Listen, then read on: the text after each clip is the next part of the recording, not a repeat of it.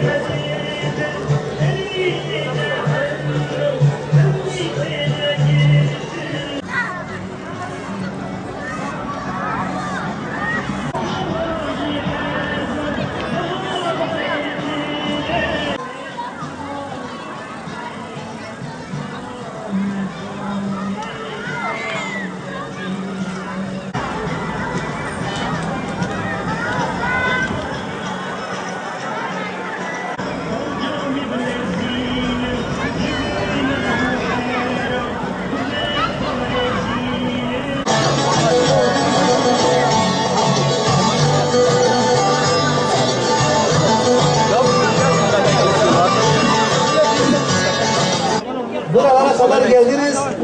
Tekrardan sefa getirdiniz efendim.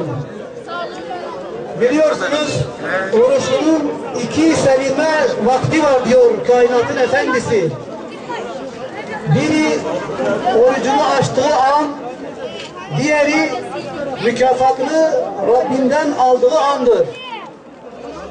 İşte bu ilk sevinci beraber yaşamakta bulunuyoruz.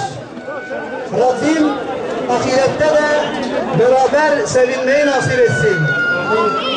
Hepimizin orucu makbul olsun. Rabbim sağlık ve afiyet versin. Esselamu Aleyküm ve Rahmetullah. Allah kabul etsin.